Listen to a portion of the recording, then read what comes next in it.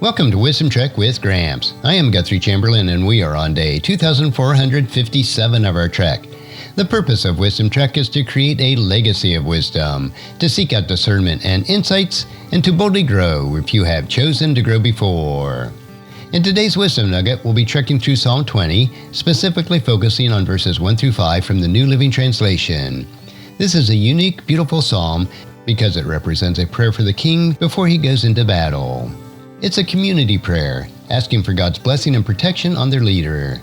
Today's study will explore these verses meant for King David and how they apply to us in our spiritual battles and challenges. Let's begin with reading Psalm chapter 20, verses 1 through 5 from the New Living Translation. In times of trouble, may the Lord answer your cry. May the name of the God of Jacob keep you safe from all harm. May he send you help from the sanctuary and strengthen you from Jerusalem. May he remember all your gifts and look favorably on your burnt offerings. May he grant your heart's desire and make all your plans succeed. May we shout for joy when we hear your victory and raise the victory banner in the name of our God. May the Lord answer all your prayers. The first verse begins with a powerful declaration. In times of trouble, may the Lord answer your cry. May the name of the God of Jacob keep you safe from all harm. Here, we see a community rallying around his leader, lifting up a prayer for divine protection in the face of impending danger. The psalm was likely sung before King David went to the battle, reflecting a deep confidence in God's ability to provide security and protection. This prayer is not just for the king, though. It has broader implications for all of us who face our own times of trouble. The psalmist reminds us that when we cry out to the Lord in our distress, we can trust that he hears us and will answer. There is a comforting assurance here. God is not distant or unaware of our struggles. He is near, and his name, the name of the God of Jacob, is strong and a mighty refuge. The reference to the God of Jacob is significant. Jacob, as we know from Genesis, was a man who encountered many challenges and struggles, both externally and within himself. Yet God remained faithful to Jacob, protecting him and fulfilling his promises to him. In invoking the name of God of Jacob, the psalmist reminds us that the God who stays true to his covenant people, even in times of trouble. Just as God was faithful to Jacob, he is faithful to us, keeping us safe from harm as we trust in him. This verse speaks to the heart of every believer who has ever faced difficulty. Whether our troubles are physical, emotional, or spiritual, we can cry out to God, knowing that he is both willing and able to answer. The prayer continues in verse 2. May he send you help from his sanctuary and strengthen you from Jerusalem. Here we see a request for divine help coming directly from God's holy place, his sanctuary. In the Old Testament, the sanctuary represented the place where God's presence dwelled. It was a place of power, holiness, and protection.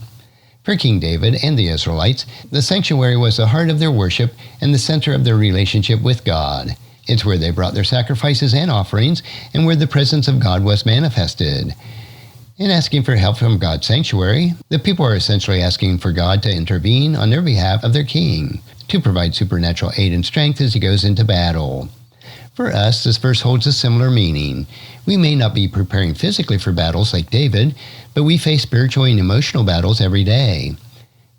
When we cry out to God for help, we can trust in his power to come from a heavenly sanctuary. God is not limited by our circumstances. He is ever present, and his strength comes from his eternal throne. It is a reminder that our help comes from the Lord, the creator of heaven and earth, and his strength is more than sufficient for whatever we are facing. Verse 3 takes a more personal turn. May he remember all your gifts and look favorably on your burnt offerings.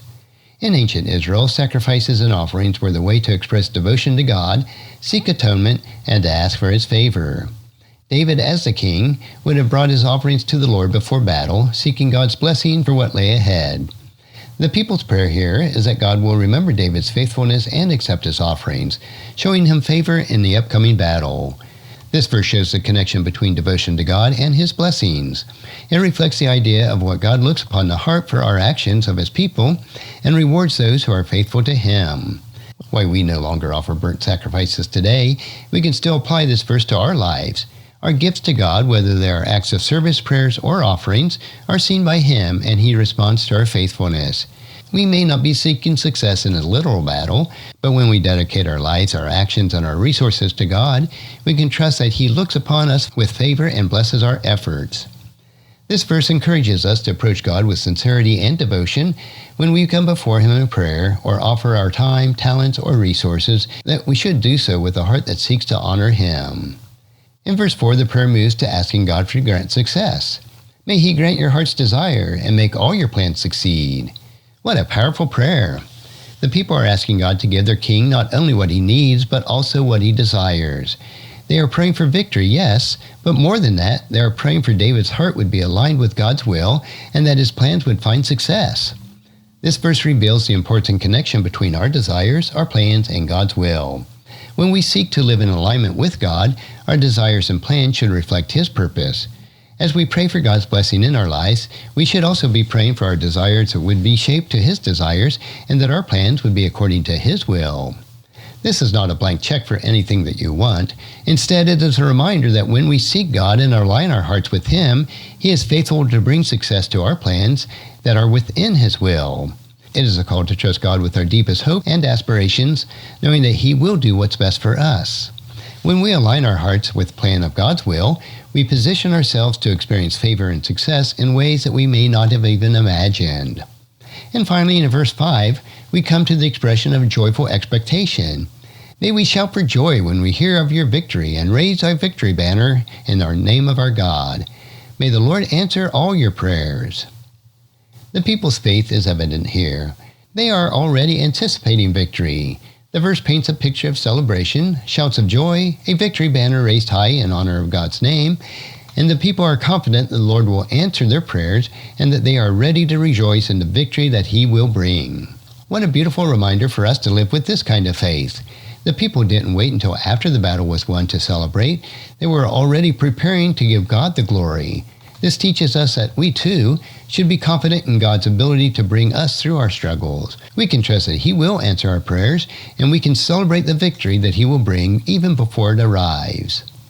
Raising the victory banner in the name of God is a symbolic way of declaring that all the success, all triumph, belongs to Him.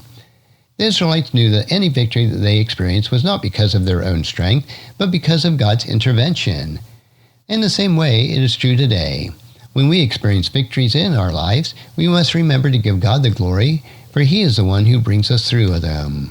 As we reflect on these first 5 verses of Psalm 20, we see a powerful pattern for prayer and faith. The people lift up their king, asking for God's protection, strength, favor, and success. They trust that God will answer their prayers and are ready to celebrate the victory that He will provide. For us today, the psalm serves as a reminder to pray in confidence, to seek God's help in our times of trouble, and to trust that He will bring success to our plans when they are aligned with His will. It also encourages us to celebrate God's victory in our lives, giving Him the glory for all He has done. Thank you for joining me on this trek through Psalm chapter 20, verses 1 through 5. I encourage you to continue reflecting on these verses, asking God to shape your desires, to guide your plans, and to bring victory in your spiritual battles.